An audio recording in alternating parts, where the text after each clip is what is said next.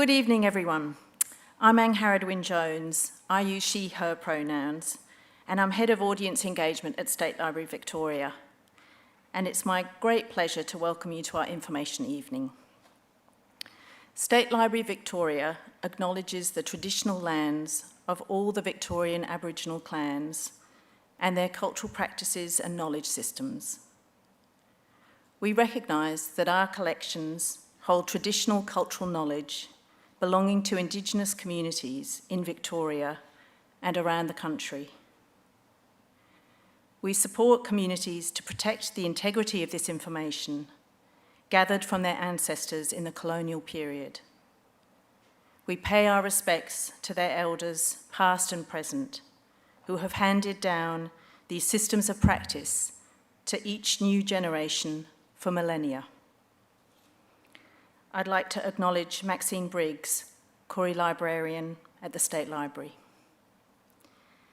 I also pay my respects to elders past and present from other communities who may be in attendance. A very warm welcome to you all, online and here in person, our generous fellows, ship donors and partners, library fellows, our Auslan Left interpreters, Amber Richardson and Leah Collins, and most importantly, those of you who are interested in applying for a fellowship. We're here to provide you with helpful tips and information and give you a forum to meet the team and ask your questions. I hope this session will help you feel encouraged and prepared and confident about submitting your applications. The format of the session will be as follows. I'll give you a quick overview of key dates, briefly talk through the range of library fellowships on offer, eligibility and criteria, and I'll speak about what we're looking for in the fellowships in general. I'm delighted to be joined by some guest speakers who will talk in more detail about specific fellowships, criteria and important considerations. We'll hear from Maxine Briggs, and Joe Toohey, Executive Director and CEO, Regional Arts Victoria. Two of our current fellows will give you an insight into undertaking a fellowship. Our principal librarians will cover the role of the liaison librarians and collection access. And some of our program partners will also join us to talk about a range of partnered fellowships. We will then have time for questions from you. All our guest speakers will join me on stage, including the principal librarians, to respond to queries you may have about the state collection. Please make sure you use your microphone so that everyone can hear your question. For online viewers, simply type in hashtag SLV Fellows on the Slido link on your screen. Feel free to add your question at any stage tonight, and you can also vote on the questions you are interested in. If the question is for a specific speaker, please indicate who that is. And if we don't have time to answer all your questions tonight, we'll add them into our FAQs on the website. The updated FAQs will be available next week on Tuesday, the 16th of August. So just a reminder that the key aims for the fellowships programs are to showcase the library as a hub for creative activity and research, to foster and enable creative use of the state collection, create opportunities for the wider community to discover and access the library's collections through fellows' work in progress and final outcomes, and contribute to cultural growth in Victoria and support the creative and cultural sectors.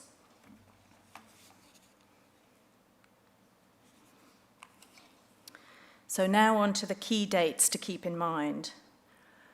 The round opened last week on the 4th of August and closes at 5 p.m. on Friday the 16th of September. Once all the applications are in, no later than 5 p.m. on Friday the 16th, the assessment and selection process will take place. Assessors will be looking at your applications against the key criteria outlined on the library website and application forms for each fellowship type. Make sure you address each criteria. Please let your 2 referees know that we may call at some stage between the 8th to the 11th of November. Successful applicants will be notified of the outcome in mid-November. The information is under embargo until the official announcement. Unsuccessful applicants will also be informed shortly after we've notified the successful applicants. We'll contact the successful fellows to schedule either a morning or afternoon induction at the library in late November. If you're not going to be available for an induction in this period, I'm afraid you're not eligible. The available residency period is January to December 2023. We have informal gatherings planned for fellows to meet their liaison librarians and other support staff, as well as fellows. In May, as part of Melbourne Knowledge Week, we'll hold an open studio in the Dome to give the wider community an insight into the fellows' research and creative process.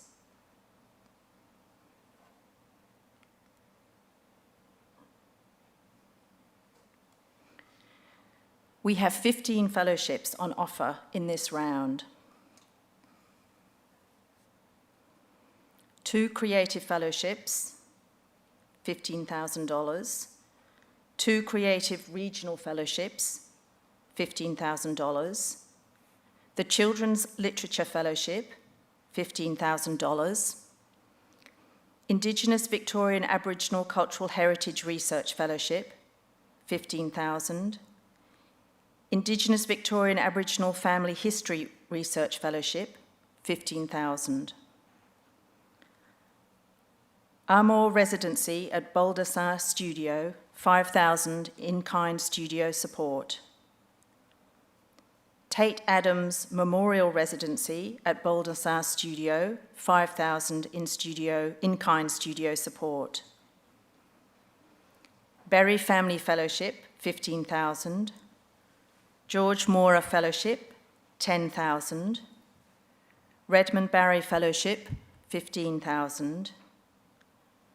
2 Marion Orme Page Regional Fellowships in partnership with Regional Arts Victoria, $15,000.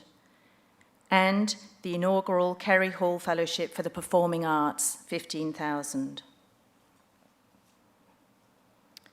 Some of the key things assessors are looking for are projects that make significant use of and/or contribute to the development of the collections of the library. It's important that you state which collection area or which specific material you propose to use. Your list doesn't have to be exhaustive, but it does need to demonstrate you have engaged with the collection. Projects that demonstrate creativity and originality in the use, interpretation, or repurposing of the library collection will stand out. Showcasing your work to the public is important to us. Some fellowships might result in a public-facing outcome at the library, such as a display or program. Decisions about programs and exhibitions are made separately, and so this isn't offered as a confirmed component of the fellowship being awarded.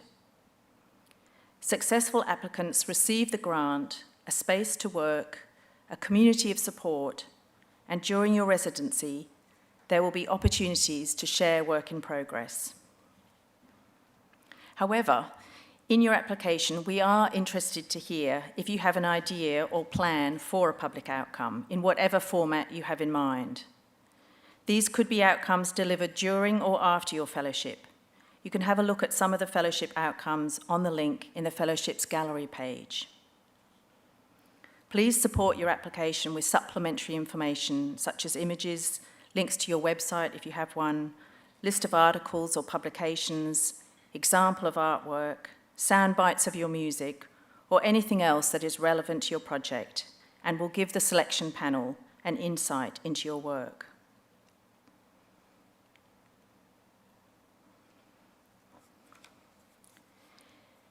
In the application form, we've included the eligibility questions in the first section to save you the time and effort of continuing in case you're not eligible. You can also preview all the questions in the form before you make a start. Please be aware that you can submit up to 2 proposals for the same fellowship category, as long as the criteria are met and your proposed outcomes are different. And you can apply for up to 2 different fellowship categories, as long as you meet eligibility criteria. So you can submit up to 4 applications in total.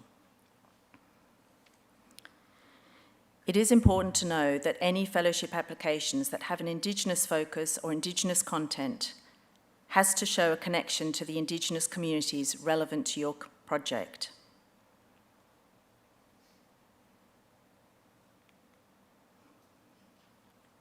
I'd now like to introduce Maxine Briggs, Koori librarian here at State Library. She will talk to you about cultural protocols for fellowship applications with Indigenous content and the Cultural Permissions Program. Maxine will also let you know about the 2 research-based Indigenous fellowships managed by the Victorian Indigenous Resource Centre at the library. Maxine established the VIRC. Over to you, Maxine.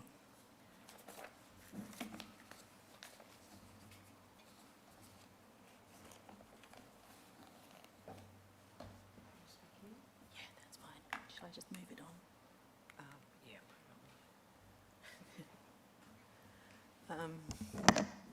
Good evening, everyone. Welcome.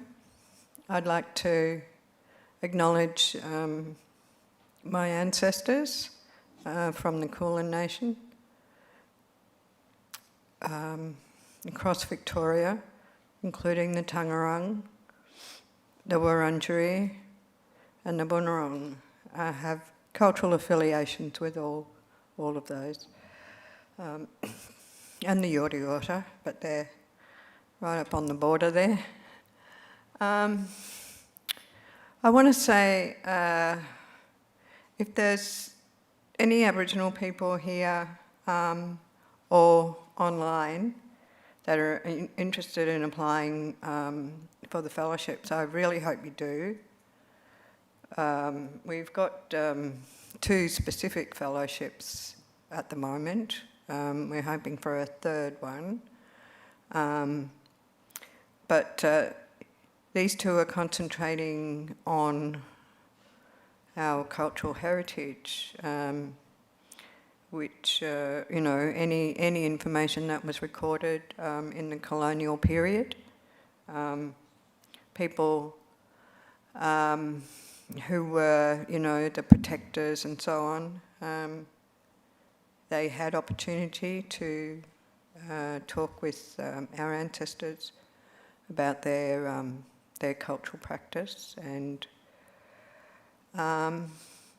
we're grateful that they took many notes, and particularly to do with our language.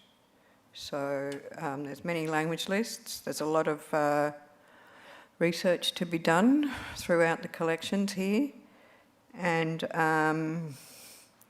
any kind of work that you do like that will be contributing to the social welfare of Aboriginal people across the state, because you're returning knowledge that we need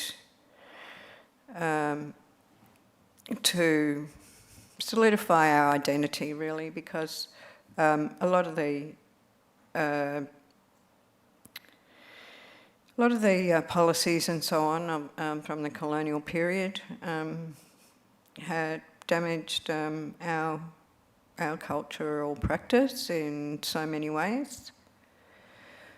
So I won't go into how.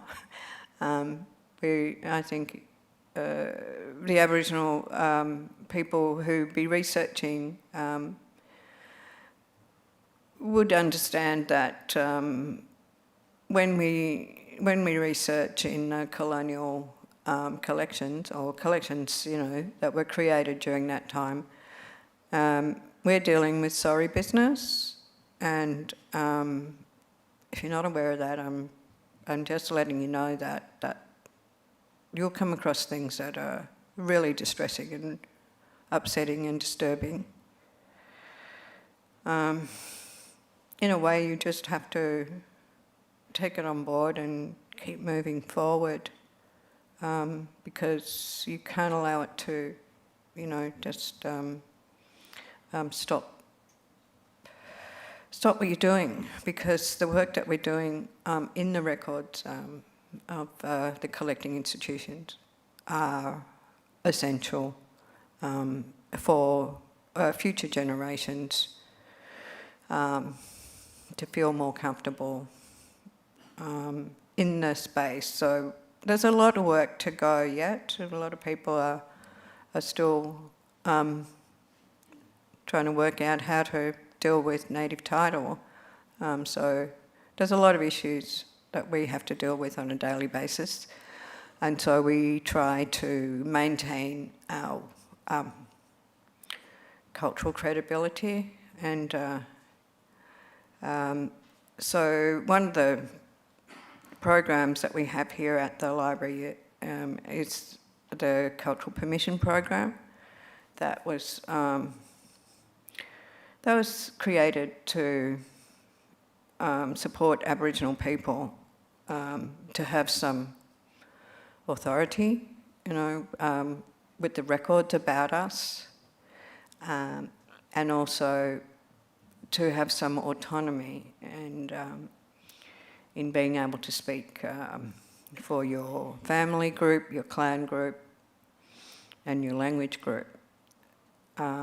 So the Cultural Permission Program, which some of you might come across if you're dealing with information or a project around Aboriginal issues, the Cultural Permission Program actually works quite easily without too much trouble, I hope, for you. But what happens is that if you've got to apply for use of an image, say like this image, well, the actual ordering of a photograph, say from the catalogue, will trigger the Cultural Permission Program, and it will. So it's automatic, and so we have the processes in place for that to flow quite easily now. It's taken some time, but so we've got 3 staff now in the Indigenous Research Centre, and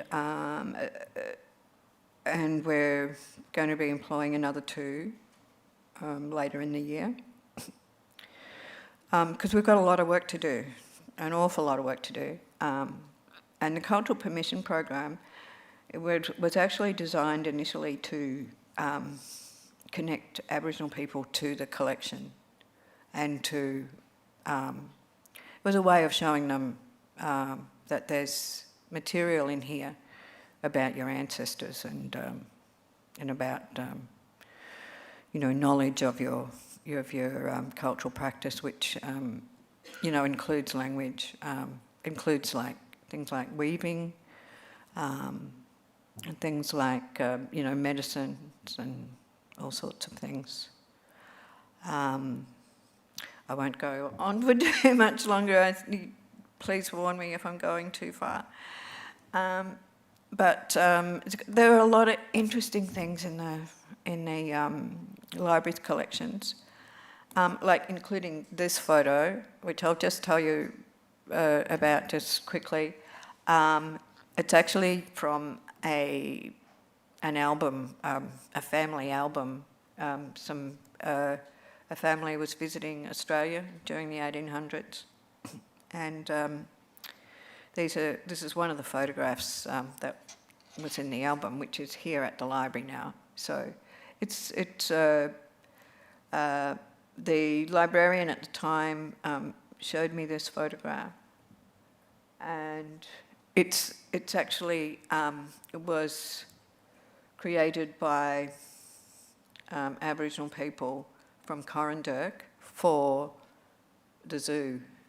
So this was at the zoo, and it was sort of during a time when there were a lot of human zoos across the world, and this one was not. It wasn't really a human zoo, you wouldn't say, but this was created by Aboriginal people from Corranderk to show visitors to the zoo how Aboriginal people lived traditionally. There's a lot of incredible information in this one photograph. It could, constitute a fellowship in itself, really. There's so much there.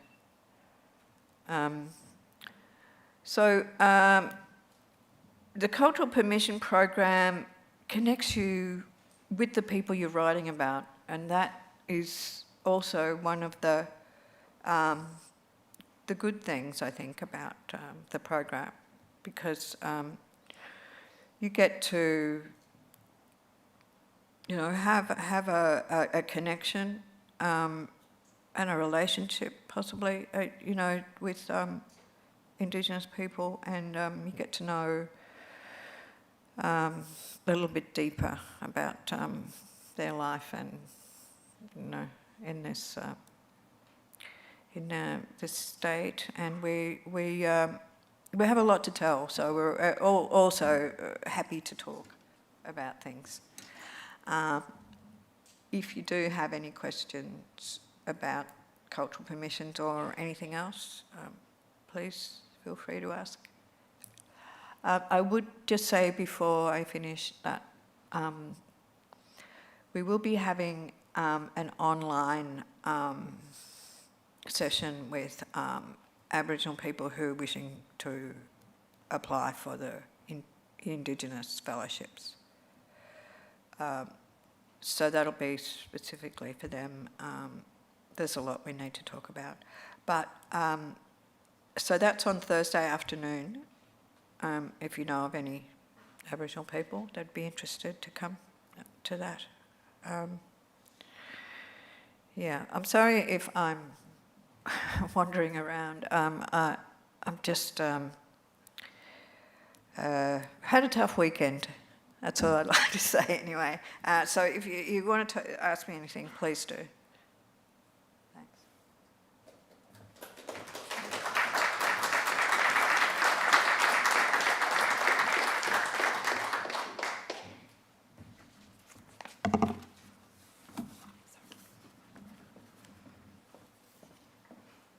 Thanks, Maxine.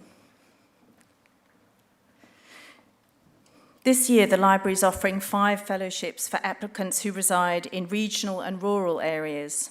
These are the 2 creative regional fellowships, the inaugural Kerry Hall Fellowship for Performing Arts and the 2 Marion Orme Page Fellowships in association with Regional Arts Victoria. Regional Arts Victoria is an arts company that inspires art across the state. And I'd now like to invite Joe Toohey, Executive Director and CEO at Regional Arts Victoria, to the stage.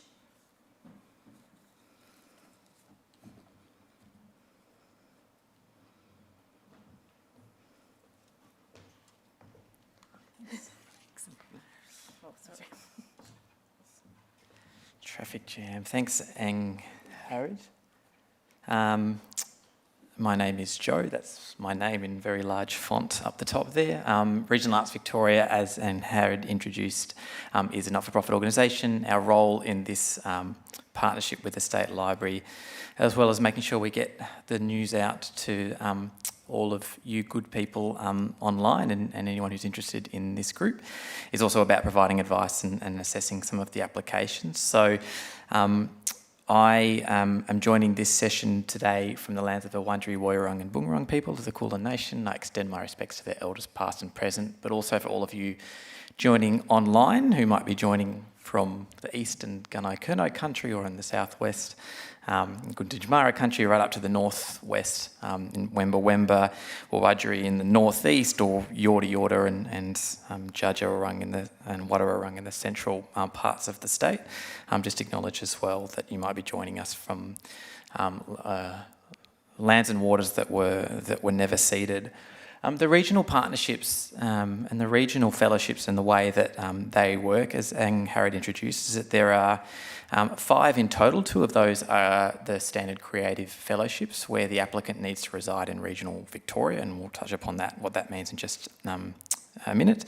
The 2 Marion Orme creative fellowships as well, which are very similar and supported by that particular foundation. Or establishing grant, and also for the first time the Kerry Hall Performing Arts Creative Fellowship, which is for projects from applicants who might be based in the Loddon Mallee in the northwest of the state.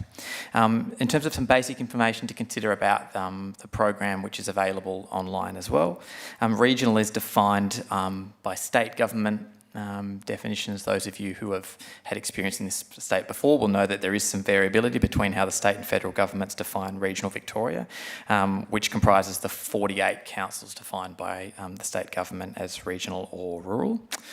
Really importantly, the projects that are submitted don't have to be about regional Victoria or about the location in which you live. The important thing is that the applicant themselves are from that area. So if you are based in regional Victoria, you have a really great idea about bringing the collection to life and a creative project that you can do to do that. It doesn't have to be just about the place in which you're based. You let your imagination run wild. Just from some previous experience in assessing the submissions before, a couple of things to consider. Again, these are outlined in the submission guidelines, but just, in terms of my reflections about what made really strong applications in previous years. The use of the collection and the way that you talk about that and the particular collection that you want to work with is obviously really important, but making sure that it's clear that that particular collection is something that is held uniquely within the State Library is also important as well. The really strong applications identified collections that they wouldn't have been able to access anywhere else. So obviously the State Library has lots of books in it, but there's some things that are held in the State Library collection that are not held anywhere else. So that the chance to really make use of those unique collections was something that was the really strong applications floated to the top when they were able to define that. And then obviously the creative outcome of the projects as well is the second really critical thing to consider. That creative outcome is depending on the particular creative field that you work in. It could be a really creative book that is created, or it could be a really creative performing arts outcome or visual arts piece. It is within the field that you work in, but the creative interpretation of the work is really important as well. For those of you who are based in regional Victoria and wondering about the residency components of the program and how you might negotiate or coordinate travel around the fellowship, in previous years that has been a conversation that, in my understanding, the State Library have been really, really flexible in the way that you might interpret that. So obviously if you're based in Mildura, you're probably not going to come down once a week. You might do it in bursts, or you might do it over set periods of time. But I would really encourage you, if you're based in regional Victoria and applying for the program, to take advantage of the access to the space. It is one of the great benefits of it, is this fantastic working space that you have and being in the extraordinary building that the State Library is. So plan for that and consider that if you are successful. And I think really that's it. I'll be back at the end for any questions, but yeah, good luck with your submissions.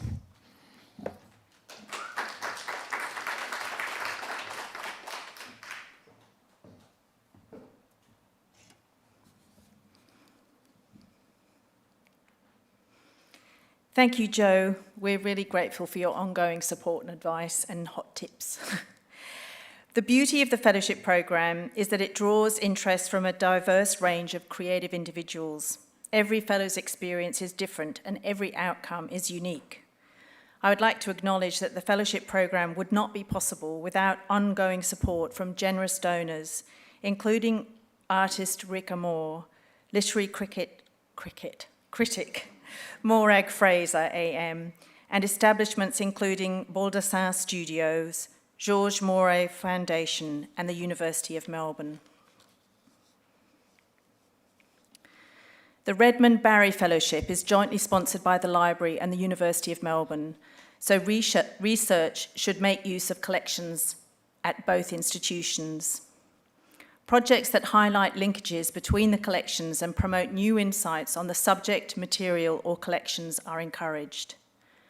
For further information about the university collections, you can visit the University of Melbourne website for information about the fellowship and how to apply.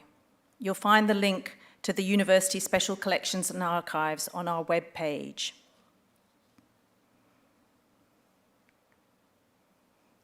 Doesn't that look lovely? Now I'd like to introduce Sylvie Glattauer, who will speak about the Mora Residency and the Tate Adams Memorial Residency at the Baldessin Studio in St Andrews. Sylvie is a fine art photographer and is a founding member of the Baldessin Studio. Over to you, Sylvie, sorry.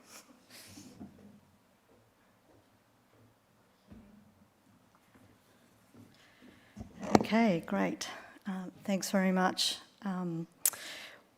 We are delighted to be part of the fellowship program again this year.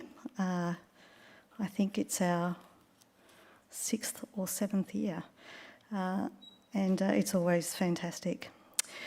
So my name's Sylvie. I'm here on behalf of Baldessin Studio. I am a founding member of the studio, along with Tess Edwards-Baldessin, who sends her apologies today.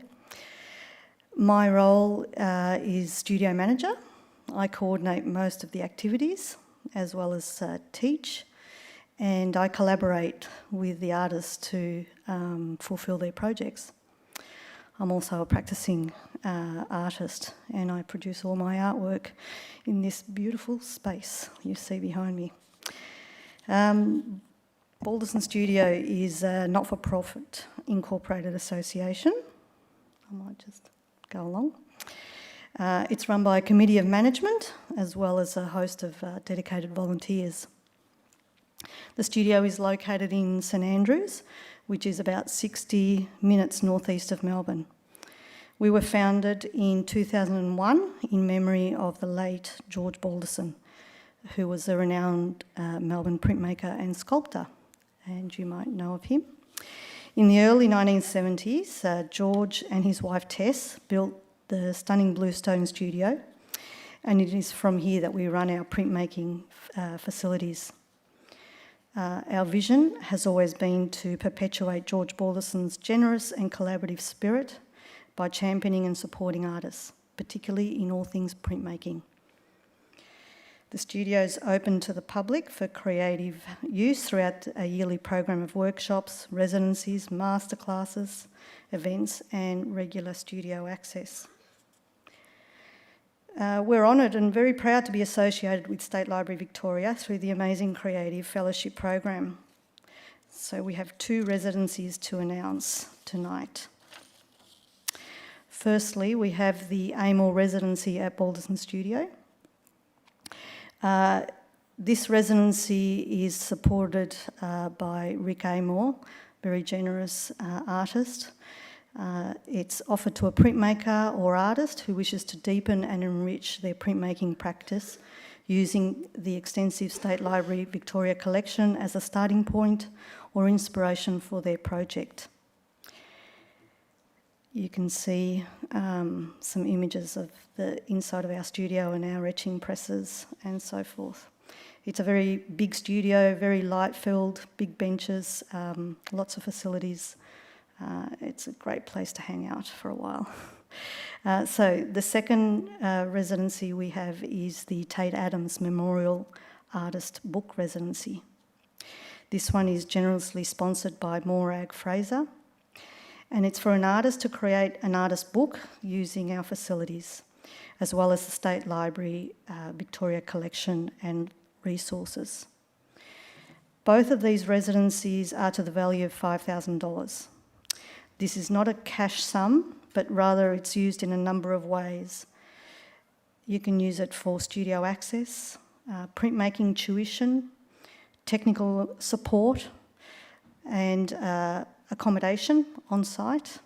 We have fantastic accommodation available as well. And for those of you who may not know, here is an image of Tate Adams himself. He was a moving force behind the flourishing of Melbourne printmaking, including George Baldessin in the 60s, 70s and 80s. He passed away in 2018, and that's when we created this fellowship, artist book residency in his honour, in his name. So we recommend, in fact we actually expect, that you contact us before you apply so that you can propose a project and budget that best suits your idea. You really need to understand what we can offer you. So it's best that you get in touch and we can help you flesh out your idea based on the opportunities in the studio. Basically, we want to be working with you. It's really recommended that you come and visit us and see what the facilities that we have and get to know us. We also have extensive resources and information on our website, plenty of information there, so go and have a look. And if you are successful, we would expect to see you in the studio soon after the announcement. And that doesn't have to be in person. If you're if you're far away, we can also do that via Zoom. But at some point, you will want to come and into the studio as well. We're not just looking for the candidate to use our facilities. For instance, if you just want to audition on our big etching press, your work, that's not what this fellowship is about, either of the fellowships. Our aim is to engage with you so that the works on paper ideas are formulated and developed along with us and what we can help you with. So at Baldessin Studio, we're equipped with all forms of intaglio and relief printmaking, relief printing. We've got a very large motorised etching press for prints up to 1.7 metres. We've got 3 smaller manual geared etching presses. We've also got an 1864 Albion press for relief work. And we also have extensive photogravure and digital printmaking facilities. We specialise in hybrid and innovative printmaking, and that's something that we really would like to encourage. We can provide tuition in a number of printing techniques with highly skilled teachers. So the successful recipient also receives a State Library liaison librarian and a dedicated space within the library for their research throughout the year. We encourage projects and creative endeavours related to all aspects of printmaking and creative book making. It really is a very wide choices that you have. This is the perfect residency for an artist where the riches of the State Library collection and the space in the city can be combined with a retreat in our bushland studio. Please note that you're welcome to apply for both of our residencies at once, but you can only be awarded one of them. So feel free to contact us via our website if you have any questions or would like any more information. We're extremely friendly and very encouraging. Thank you.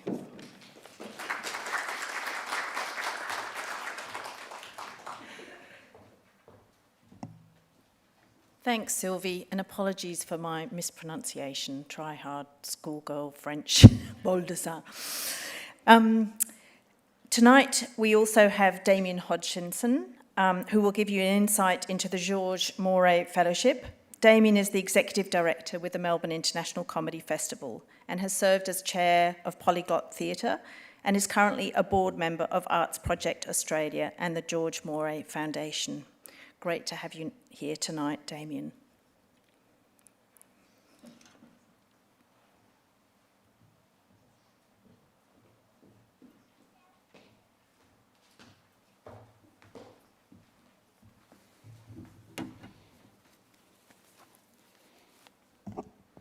Thank you so much, Ingrid.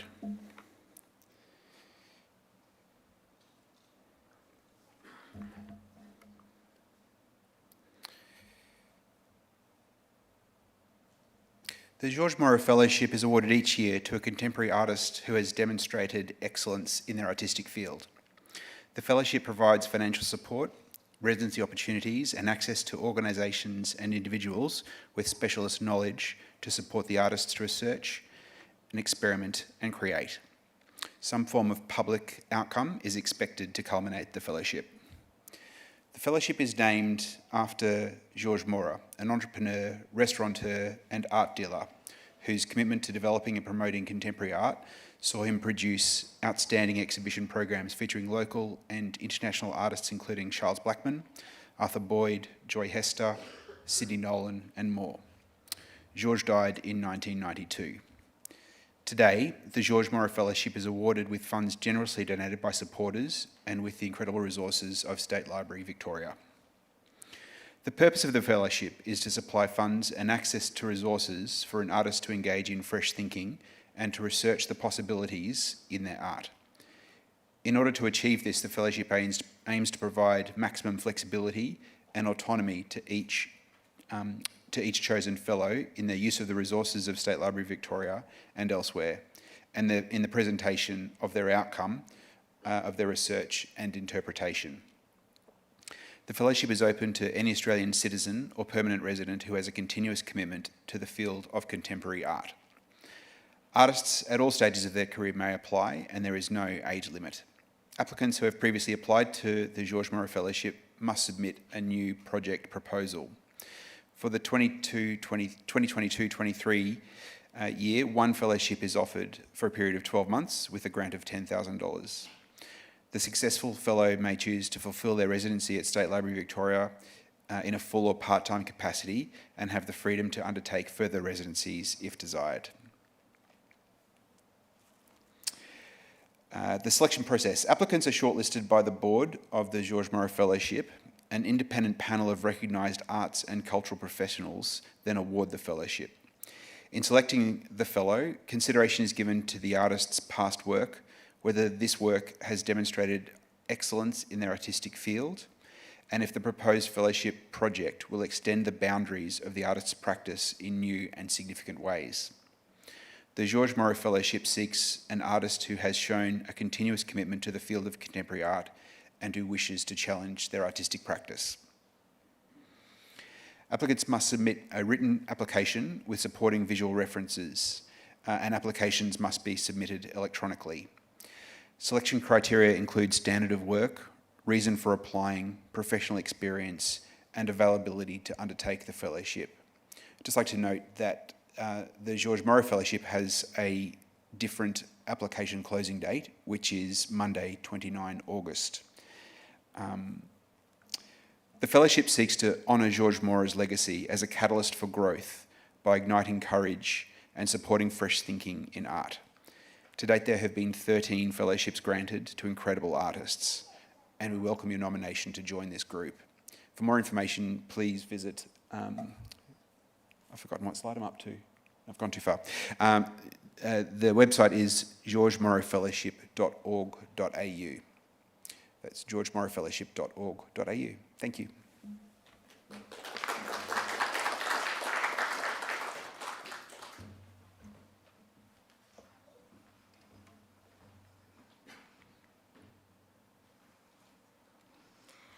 Thank you, Damien. And a heartfelt thanks again to all of our partners. These are collaborations that the State Library is very proud to play a part in. Now I'd like to introduce Tim Hogan, Principal Librarian, Victorian and Australian Collections. Each fellowship recipient is allocated and supported during their residency by a designated liaison librarian. Tim will speak about the liaison librarian's role in guiding fellows in their research.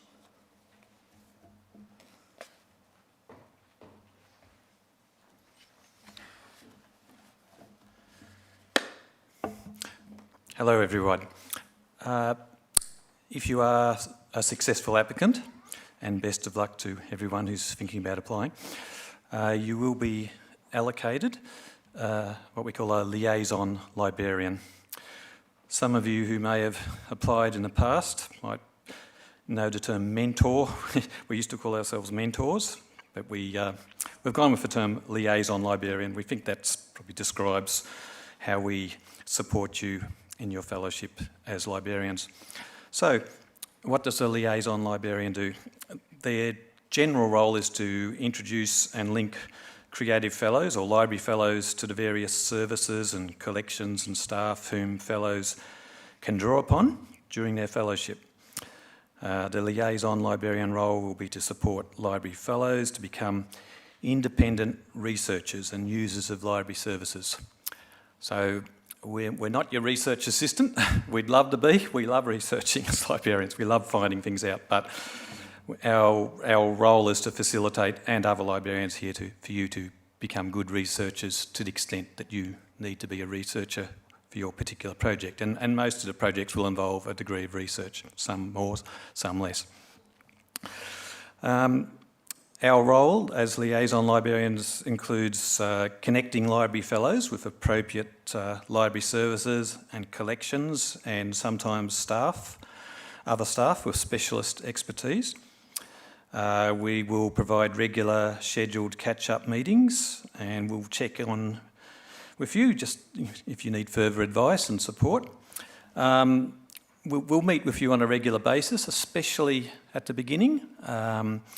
It can be as regular, it can be fairly regular to begin with. It typically is fairly regular at the beginning. Every few weeks you might catch up, and then it might change a little as you get a little more used to the place. But it's up to you. Some people like to meet fairly regularly. Other people like to have a few sessions at the beginning, and then they go on their way. So we'll work out whatever works best for you. The liaison librarians can provide advice regarding the scope of particular collections. Now, the library has many what we call collections. That might be large, format sort of descriptions of collections like pictures and manuscripts and rare books, or it might be little subsets, particular sets of manuscripts or pictures or rare books or ephemera. So there's collections and collections and collections. And so sometimes there's people who have expertise about particular collections, and we try and connect you to those people if that's relevant to your project. We'll just check in with you how your research skills are going. If you need work in that area, some people come to us, they're very experienced researchers, and they just basically need a bit of a point in this direction or the other. Others have done less research during their working or creative lives. So the liaison work we do is supported by a series of workshops and sort of information sessions that you'll be able to go along. These are all free sessions. They're at regular times, and so you can learn about particular collections or just a general introduction to the library. There's even a history of the library tour if you're right into the history of the library tour, so that's kind of what we do. We're here to kind of help you become an independent researcher, to sort of be comfortable working here and to be able to connect to the right services and the right people. And touch base with you on a regular basis. We try to allocate each liaison librarian, we try to align someone who might have a bit of expertise that matches your project. So, for example, if you're likely to be using a lot of the pictures collection, we'll try and match you up with a staff member who has worked with the pictures collection a fair bit. But that's not always possible. You can't just do the maths that way every time. But rest assured, you'll get a librarian who's skilled in discovering and finding the collections and opening some pathways for you. So the main skill is that they're a good librarian. They can find information and they understand the services here and the collections here. But we do our best to line you up with someone if we can. So I think that's probably the main outline of what we do. We will meet you when you, if you're successful and you come for your induction. I will come along, it's usually me at the beginning, and explain the liaison librarian role in a bit more detail. And in that session, I'll go into a little bit more detail about what we can do and what we don't do. But as I said, the main thing is we're not a research assistant. That's probably the key message. So there's the induction service, and then we sort of line you up for your first meeting with your liaison librarian. So people usually find it quite helpful just to have someone to talk to initially, to sort of help find their way around the library, help connect them to things. And it's usually a pretty, productive experience for the librarians and for the fellows. So I'll be happy to hang about and answer questions on the panel. Thank you.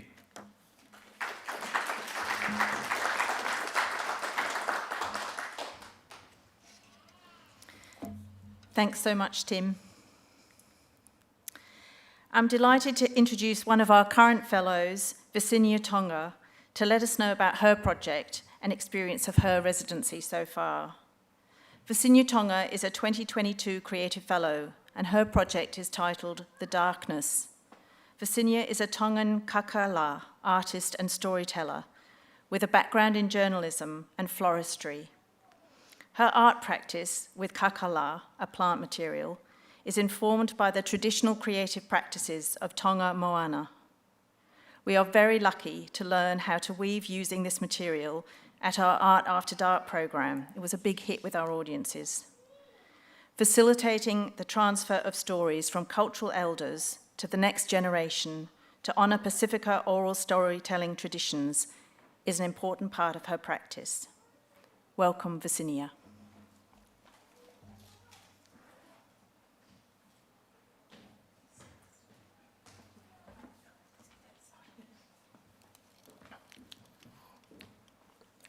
Hi, everyone.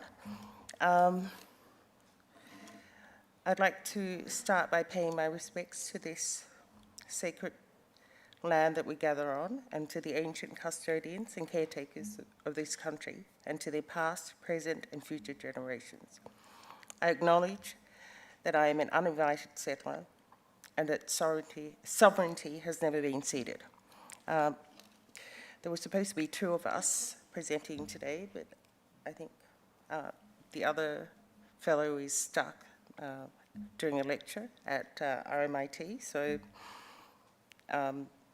anyway, a little bit about myself and my practice. I'm a Tongan storyteller and artist, and my art practice revolves around examining Tongan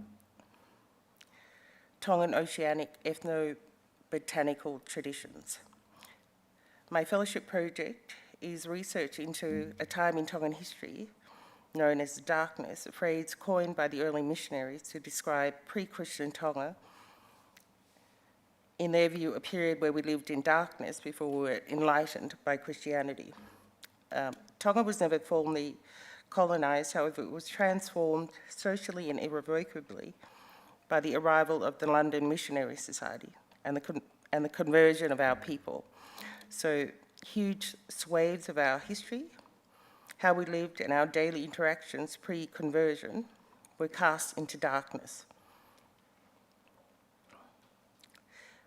My research aims to examine the accounts of the early European explorers and the first missionaries and marry it with remnants of our oral traditions to help fill in the gaps in knowledge. This fellowship has given me time to research relevant texts and interview elders in order to piece together a fuller picture of our daily life pre-conversion. I hope to be able to share my findings through publications and podcasts, as well as to hold an exhibition. As someone who was raised embedded in my culture and who thought I had a good understanding of it, I'm constantly surprised and excited by the new things that I'm discovering about our history and who we were as a people. There have also been some unexpected challenges. I've found that because these early accounts were written by Europeans who were seeing and interpreting events from their lens, there is a lot of misunderstanding and misinterpretation. It has added a layer of work to the research of interpreting the events from a Tongan cultural perspective, then consulting other knowledge keepers to get their perspective on it. I find that when I look at these recorded histories with my understanding of my culture, it is obvious that they are often unreliable narrations. I'm sure this is a challenge encountered by many Indigenous researchers when examining European records of first contact, and it highlights the importance of this work in correcting the record before it becomes further embedded in the Western academic canon as gospel. When I was younger, I loved coming to the library because it was the only library that had books on Tonga, and I would research Tonga and get the book suggestion and spend time in the dome for hours reading them. I'm grateful to be able to come back to these books and other documents and look at them with a more critical eye and in the hope of correcting, reinterpreting, and thereby filling in the gaps in our knowledge. I have loved my time as a fellow and the friendships I have made during this fellowship. I look forward to spending more years in the library continuing my research. I wish you all the best of luck in your applications.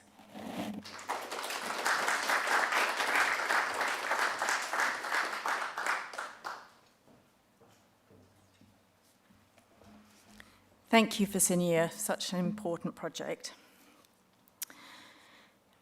So a little now about our selection process and how it works. The long list assessors will include a range of staff from across the State Library and one external assessor from the University of Melbourne for the Redmond Barry Fellowship applications. George Mora Fellowship applications sit outside of this process as applicants are submitted directly to the George Mora Foundation. The long list assessors will look for significant use of or contribution to the state collection and original and creative use of the library collections. It's important to describe your primary collection material and how you will use it in your research for your project. Shortlisted applications will be reviewed by independent selection panels. The panels will also receive the complete list of applications, and panel members are able to call into consideration applications that are not on the shortlist. The Fellowship Shortlist Selection Committee will comprise 9 external committee members with expertise and specialist knowledge directly correlating with the types of fellowships on offer for this round. So representing expertise in children's literature, regional arts in Victoria, visual and performing arts, community cultural development, writing and literature. The committee members will reflect the library's aim to foster a sense of belonging for all people, valuing people's differences, their unique backgrounds and diverse experiences. The Indigenous Victorian Aboriginal Cultural Research Shortlist Committee will be chaired by Maxine and will include Indigenous cultural research specialists. The partner-led shortlist committees are for the George Mora Fellowship, Baldessin Studio Residencies, and the Redmond Barry Fellowship. They include library representatives with relevant expertise. The recommended projects from the library and program partners are presented to the Library Board of Victoria for endorsement, and shortly after, the successful and unsuccessful candidates will be informed. Lastly, I'd like to briefly talk about fellowship outcomes. Library Fellows have contributed significantly to Victorian intellectual and cultural life, with fellowship outcomes realised via libraries, cultural institutions, universities, and other sites of creativity and learning. Outcomes have included publications, performances, artworks, exhibitions, public lectures, and discussions. There'll be a programme of public engagement and stakeholder events over the course of 2022. And during the residency period, there will be opportunity for fellows to share their work in progress. I'd like to highlight the words "in progress" as we understand that many projects may take longer than a year to complete. And now we've got a short video, hot off the press, of the work of Dana Kendrigan, who was a fellow in 2018. It's just incredible, no matter what you can find. It's just incredible. You never know what you're going to find in all the different collections of the State Library. I could even just keep exploring so many ideas just from what I found during my fellowship. Hi, I'm Donna Kendrigan and I'm a visual artist who lives and works in Melbourne. I specialise in stop motion animation and I do sculpture and installation. I did my creative fellowship at State Library Victoria in 2018. All the fellowship rooms are around the perimeter of the domed reading room, so it's like this kind of secret world that only the fellows have access to, and so it's just such a great space. I explored the realia items in all the different collections of the State Library.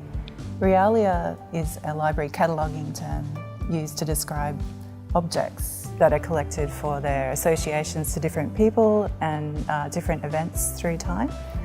And the library has a really interesting, really big collection of objects, and I don't think many people quite know that, so it was a great project to shine more of a light onto that.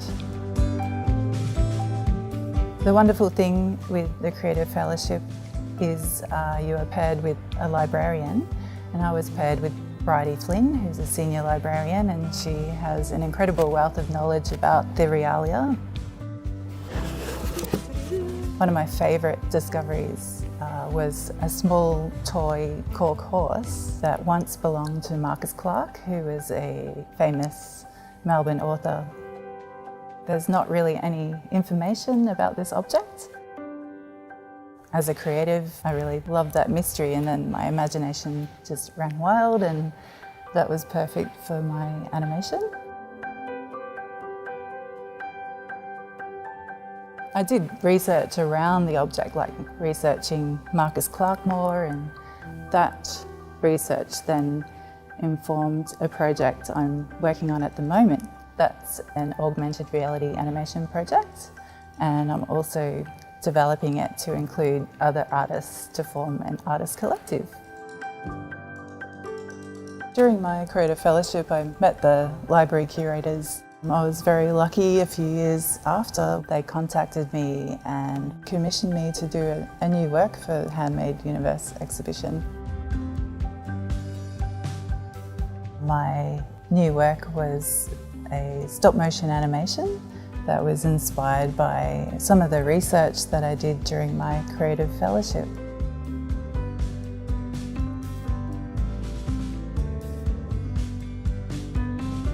I'd definitely recommend the Creative Fellowship to anyone with an arts practice. The State Library has so many inspiring things in the collection, so many things to discover. It just feels like there's endless opportunities for artists to create new works.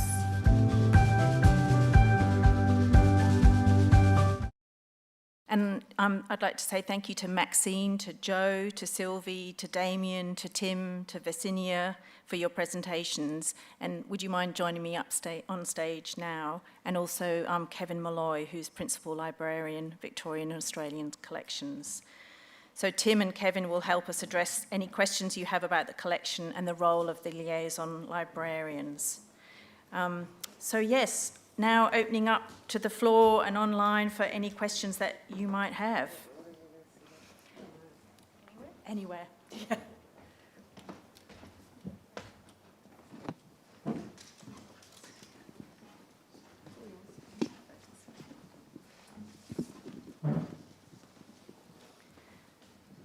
So there's one question from Shan, who says, are there any age restrictions in applying? And, oh no, sorry, that was from Michael. And 18 plus, but other than that, all good to go. Yep, sorry. Hi. I've got just a few questions. I probably can just ask them all at the same time, and probably a person can answer them.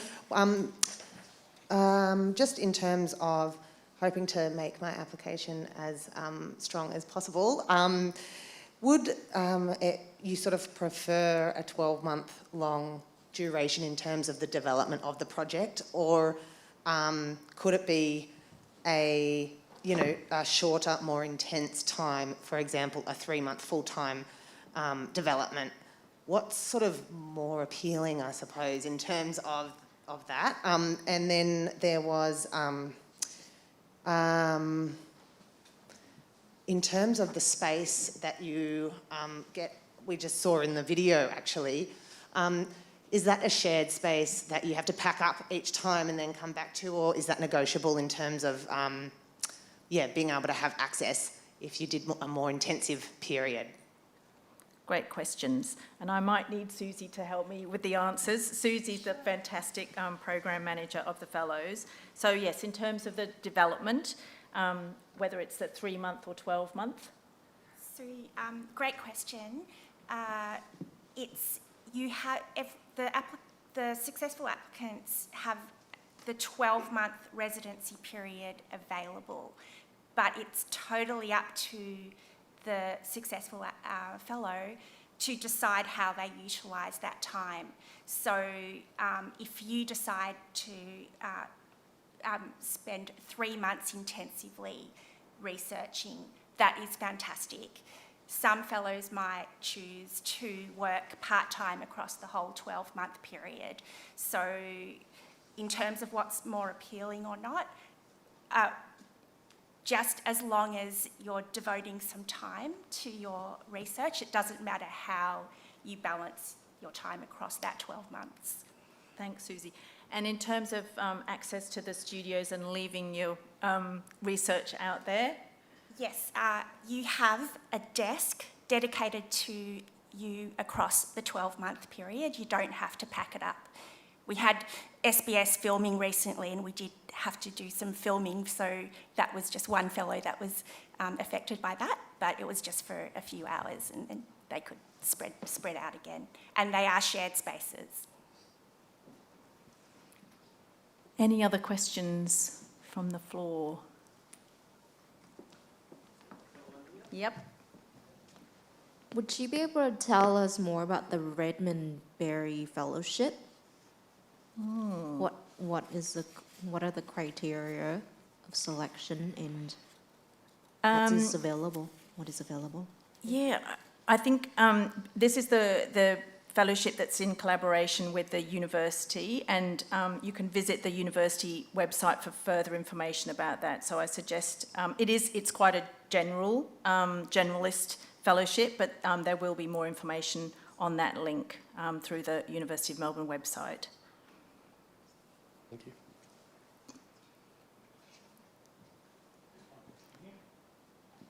Hello. I have a couple of questions as well.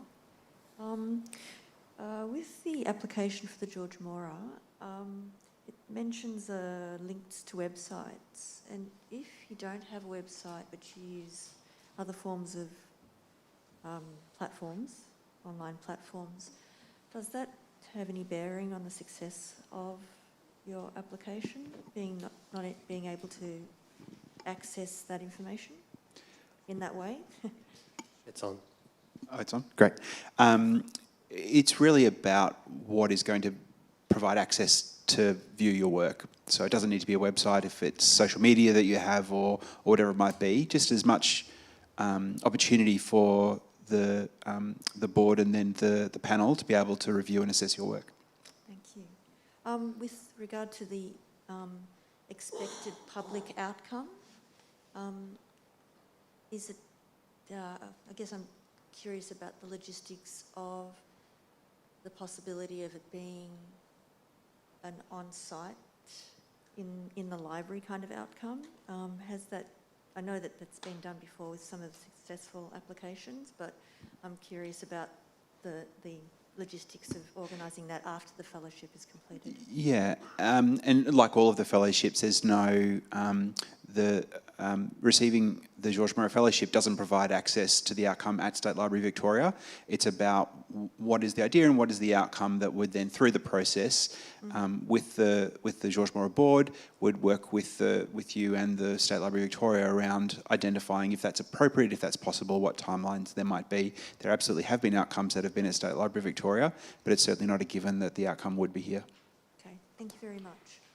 But you can I'd be assured, I think, that there's lots of interest in the fellows and their work from across the State Library Victoria. There's a couple, oh yes, sorry, a question in the middle there. I just have a question. Is historical scholarship eligible? Absolutely. Yes. It needs to obviously relate to the collections. That's the critical component. Yeah, no. Thank you. Yep. Thank you. Oh, sorry. It was just in case. Well answered. Historical scholarship, welcome. Hi, just wanted to say thank you so much for filling us in with all these incredible information. I know you mentioned before that there's no restrictions on where a creative might be in their career in terms of applying, but I was wondering if you had any advice on people who are emerging or early in their careers and wanted to apply for such a prestigious program and wanted to know the best way to go about it. I would just say a really great idea and a really strong relationship to the, and I'm going to steal Joe's advice around the unique aspects of the State Library collection. So I would suggest to, deep dive into what's available. There's a fantastic online support for that investigation that you can really fire your imagination and and I think, we're really open to established and emerging fellows in this program. So it's really about that relationship between the idea, the practice, and the collection that's going to be the, the really strong application. Hi, thank you for all the information. I have a question about, I don't know if I got it right. Where did you say, there is a list of all the collections that you have on the library's website that we can go and, or just to write a more tailored application? And also, if beside that, if there is any other sort of resources that you think might help with writing the applications? Thank you. So the first part of the question was about a list of collections. Yeah. There's many collections. Perhaps the website sort of gives a few sort of overviews of the collections. One of the ways it does it is by format. So if you sort of approach it by looking at all the pictures or the original manuscripts or the rare books, that way there's also the collections are described in some broad subjects, history, literature, science, art, photography. It's sort of a really big sort of list. We've got millions and millions of items here, and we've been collecting for well over, over 150 years. So, it's as was in that wonderful video. By the way, congrats on the video; it was fantastic. But that gave a good sense of, it's very rich what we have, so I'd just go there. I'm not quite sure how to answer the other part of your question about where to get advice. Other places other than, a good thing to do is just look at some of the previous fellows, and look at their projects and look at some of the things. If you're going for any grant or any competitive process, it's good to see what winning form in the past has been like. So that's not a bad sort of way to approach that question. I'll just hand over to my colleague Kevin. I'll just say a quick word to what Tim has said. I'll just give an example. For example, the manuscripts collections. If you go and search, under a manuscripts tab on the catalogue, you'd get over 16,000 entries, which probably represents about 10,000, maybe 11,000 collections. When you go into a catalogue record, if you open up a catalogue record, large numbers of those collections have what we call descriptive lists. So you'll get a high-level description of the collection, but if you want to know what's there in detail, if a catalogue record says that there's a descriptive list, it will either be on the catalogue record or it will be one that you can order and drill down much further. And some of those descriptive lists are very big. Some are short, some are 10,000 words. We have one, the Barber collection, which is over 400,000 words. So these are big documents that go into a lot of detail about what some of the larger collections hold. Yep. Just engage with the catalogue a lot. This is probably, and seek advice from librarians here in how to do that. We really, as an institution, a big part of what we do is we try to describe what we have. And as Kevin said, some of our collections are vast, and so we put as much description on those as we can. Not everything is described in the depth we'd like to. It's just an ongoing process. But there's a lot of information there. So I'd encourage anyone to really, really use the catalogue. There's research guides as well. There's about 50 of those that research sort of some of the more, a lot of the topics here. So there's plenty of ways to sort of find, and please ask librarians in the weeks leading up to the closure date just for further advice. Is there a pathway to speaking with a librarian who's mostly in charge of a collection or most knowledgeable about a specific collection in the library in the lead up to the application process? As an example, I'm interested in the chess collection, which is hyper-specific. I would just start by approaching the librarians at the information desk, or if you can do that remotely if you're not able to be here in person through our sort of Ask a Librarian service. They're quite knowledgeable and they'll be able to point you to most areas and describe collections probably in sufficient detail and point you to other resources where you can sort of self-learn. But if it's appropriate that there is someone else that might be able to provide a little bit more in-depth knowledge, then you and that person, you can sort of negotiate that and see. So that might be possible in some circumstances to do that, depending what your sort of inquiry is. Yep. No worries. Thank you very much. Hi. Thanks for answering all our questions. It's been a fantastic night so far.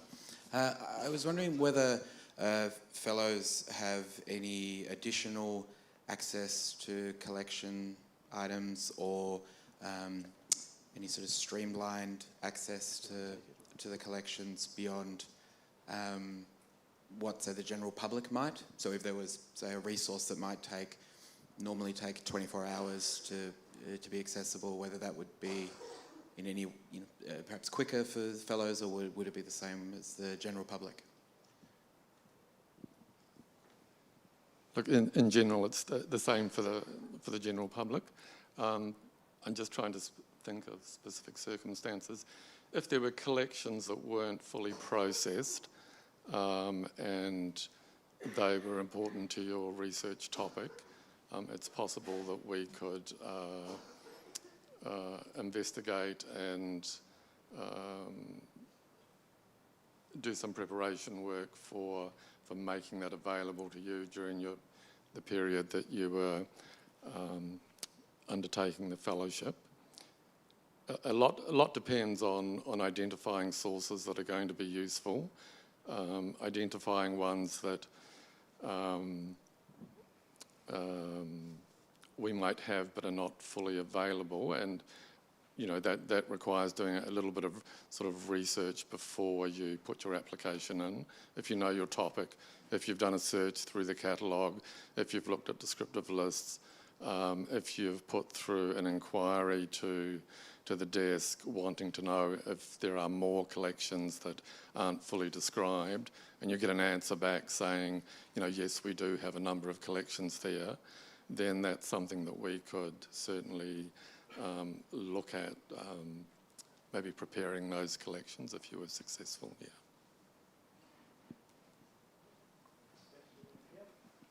Yes, I do have a question for the Children's Literature Fellowship. So do you accept a joint application, which means we may have two people apply for it? That's my first question. Yes, we do accept joint applications, up to two, and we can consider up to 3 people. But on the application form, you can fill out two names. That's great. So I do have another question for the age restriction, right? So my boy, he's 80 years old. I was appointed to be the illustrator and the artist of the book, but he will be the, what is it called, narrator. So is it possible to get my son involved, because you do have an age restriction to above 18? So officially the applicants need to be 18 plus, but we have got some fellows who have got collaborators. So for example, we have one of our regional fellows has 2 collaborators. One lives in China. They're not officially recorded as the applicant, but she's collaborating with those people. So yes, you can collaborate with your son. We wouldn't be able to induct him into the library or leave him alone in the fellowship office, though. Yes, so I can take him to here to be my company or maybe my teacher here, right? As long as you're accompanying. Yes, as the adult in charge of your child.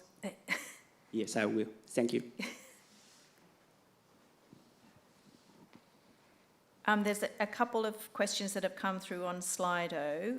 One question is, what requirements does the Creative Fellowship have around a fully formed body of work by the end of the fellowship? And there's no requirement.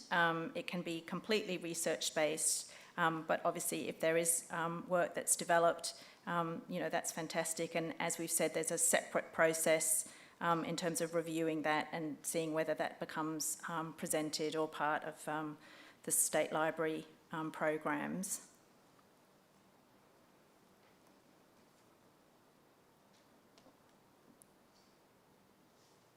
There's another question that is about whether it's possible to draw research from multiple collections, and absolutely that is fine to do. And applicants must be Australian citizens or a permanent resident to be eligible.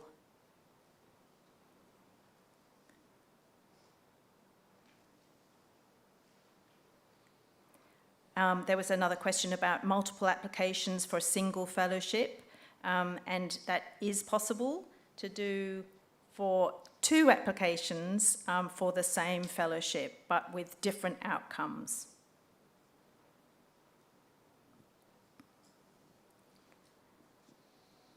Oh, here's a question for the librarians.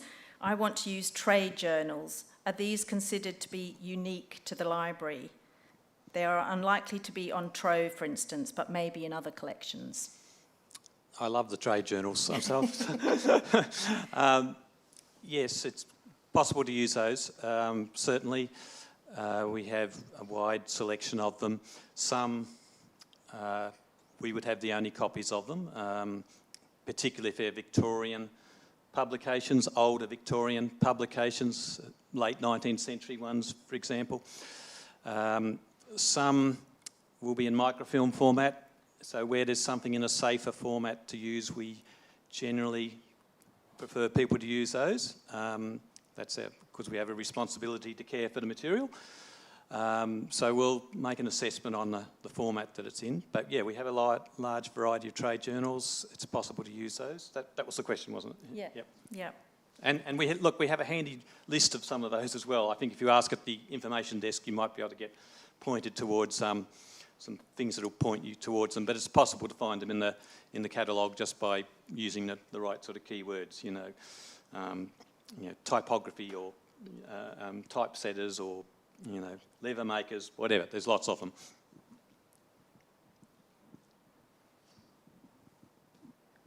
I think that's it in terms of probably general interest. There are more specific questions that are coming through on Slido that we'll answer in the FAQs and publish them in a week from now. If there aren't any more questions here in the room, yes, one at the back there. Got a couple. Got one here. Thank you. Hi, I've got a few questions. The first one relates to the studio space for the fellows, and the collaboration question may have actually answered part of this, but if the project wanted to engage the public in a collaboration in response to a collection, would it be possible to bring members of the public into the studio space? They need to be inducted How many members of the public are you thinking of bringing? One at a time. Might have to take that question on notice, but I think it should be possible. But you'd probably just need to check in with us in audience engagement, and we can make sure the security team are aware of any members of the public being in the fellows' offices. Okay. And the other question relates to the regional grants. That was a fabulous outline of what you're specifically looking for. Is there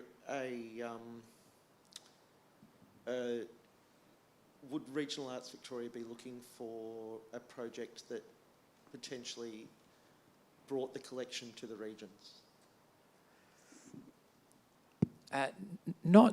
Not necessarily, but there is also the people who are successful in the regional applications can be connected to local regional libraries either as potential connections to further resources there or as potential sites to host creative outcomes where that exchange might be possible. But it's not,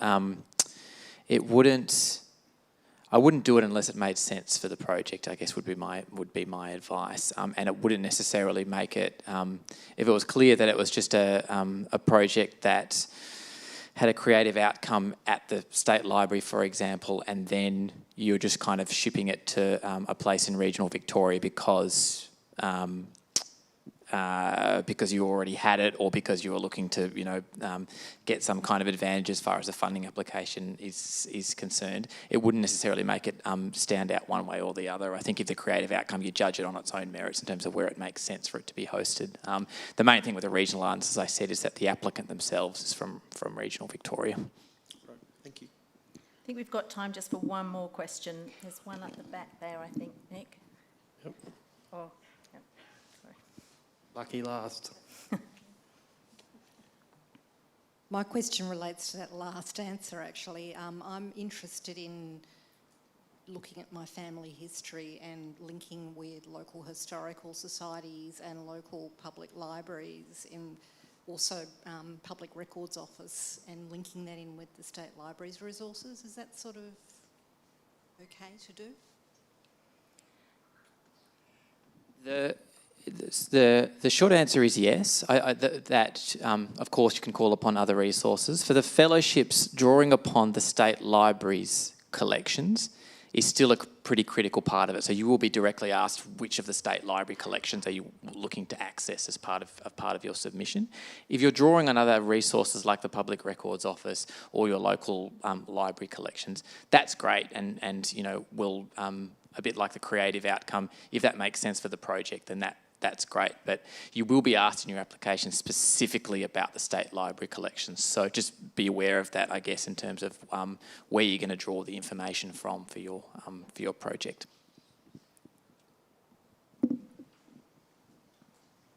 All right, well, thank you all very much in person and online for your interest and curiosity about the fellowships, and I would suggest lean into your obsessions when you're writing your applications.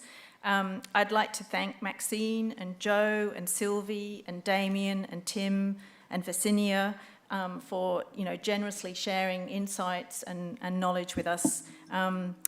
And yes, thank you so much for coming. I'd also like to thank Susie, whose brainchild all of this is, and the incredible production team, Nick and Richie and many others. And thank you very much for coming tonight. And if you've got any queries, please do email us at fellows@slv.vic.gov.au, and we'll certainly be circulating the frequently asked questions or publishing them online, and hopefully any other questions you have will be answered through that process as well. But good luck, and I think it's one of the most exciting programs at the library, and really look forward to receiving your applications. And yeah, thank you so much for coming and for your interest.